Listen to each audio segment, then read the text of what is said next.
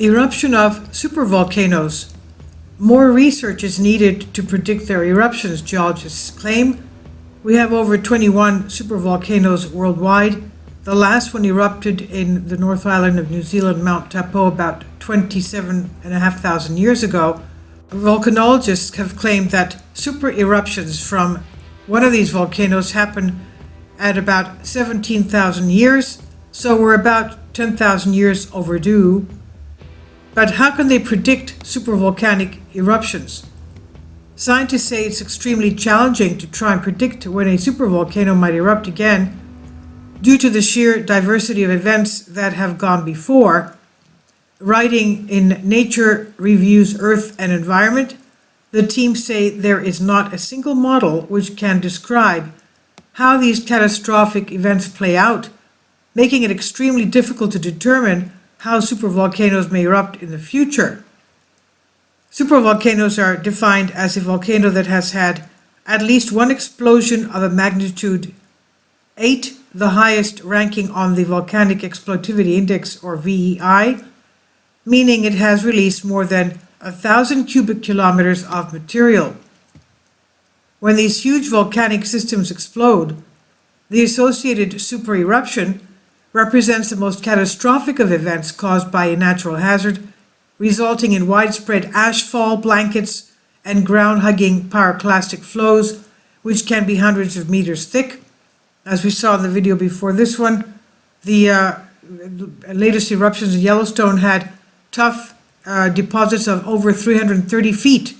In other words, whole mountains. And these eruptions could last for hundreds of years to thousands of years. So these pyroclastic flows and ashfall can be hundreds of meters thick. Finally, support my Patreon account. The daily posts are 5 videos daily, and they are totally different from what I have on my YouTube channel. Thank you so much for your support and that you find all my content so interesting. You'll find the Patreon account details in the description box below. The ashfall can be hundreds of meters thick. The events also leave huge holes in the ground called calderas because of the collapse of the Earth's surface through removal of such large volumes of magma. But these events are extremely rare, occurring roughly once every 100,000 years, and to date there are no unique explanations for the mechanisms, timings, and extreme volumes of super-eruptions.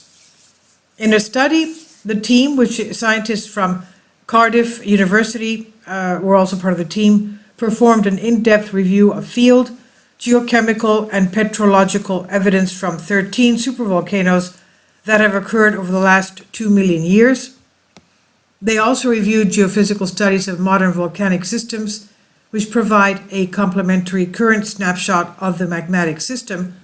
The events range from the most recent eruption at the Taupo volcano in New Zealand over 24,000 years ago, while others say it's 27,000 years ago, to the oldest at Yellowstone in the US roughly 2 million years ago. The analysis of the data reveals no single unified model that describes how each of these 13 events played out, and showed that the super-eruptions could start mildly over weeks to months to go into vigorous activity immediately. Individual super-eruptions could occupy periods of days to weeks or be prolonged over decades. Evidence from the youngest Toba tuff in Indonesia, which erupted 74,000 years ago, suggests the eruption began abruptly, with immediate collapse of the chamber roof. In contrast, the Uruwani eruption in New Zealand, which erupted 25,400 years ago, started slowly, depositing a large ash blanket before the caldera collapse, and progressed intermittently, including pauses of several months. The source of the magma that eventually spews out from the volcano also varies from single bodies of magma to multiple magma bodies that are simultaneously or sequentially tapped. Super-eruptions can start literally with a bang and collapse of the chamber roof, or begin gradually with hesitancy before escalating into catastrophic activity. This is what the co-author of the study, Dr. George Cooper from Cardiff University School of Earth and Environmental Sciences, says. He says it can start literally with a sudden bang collapse of the chamber roof, or go gradually.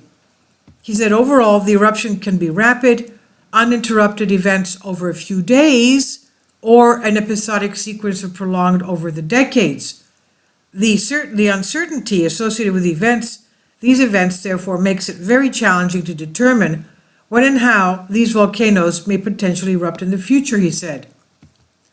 The team have called on more research to be undertaken to help answer these questions, including the use of machine learning algorithms situated at monitoring stations to help interpret signals that show the movement of stored magma towards the surface in the hours or days leading up to an eruption.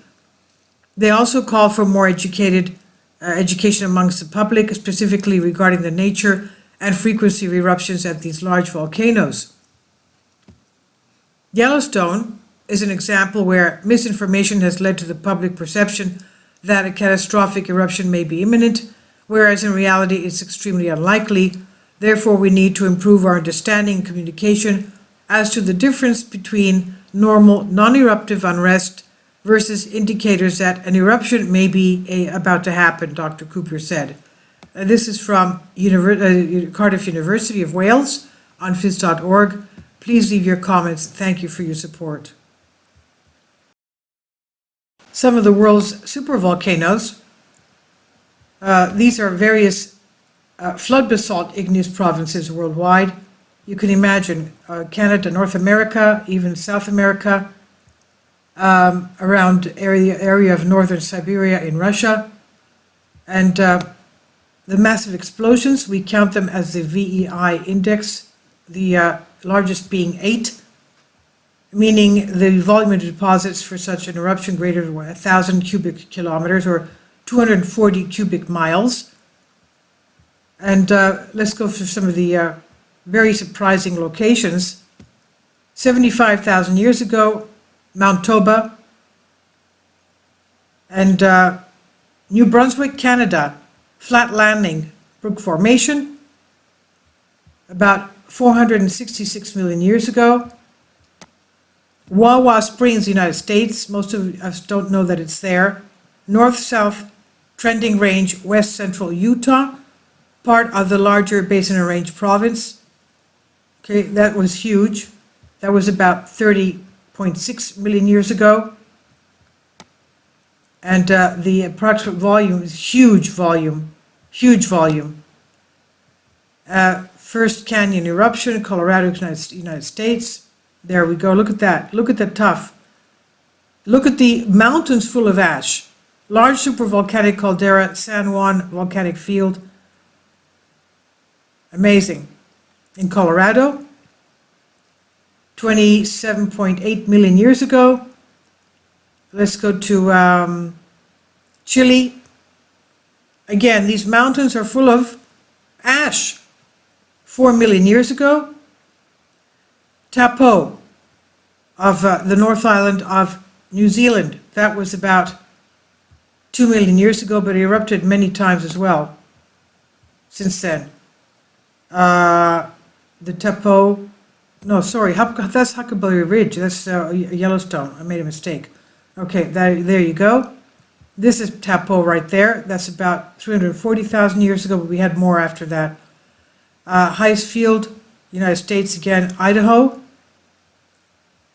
And again, this is the Taupo volcano again at 26.5 thousand years ago. Again, so it erupted about 340,000, erupted also a super eruption of 26,500 years. You see, some of these super volcanoes erupt more than once. Lava Creek eruption again in Yellowstone. Look at that, mountains full of ash. So this was the one of 640,000. This was the latest super eruption of Yellowstone. We've had other super eruptions since then.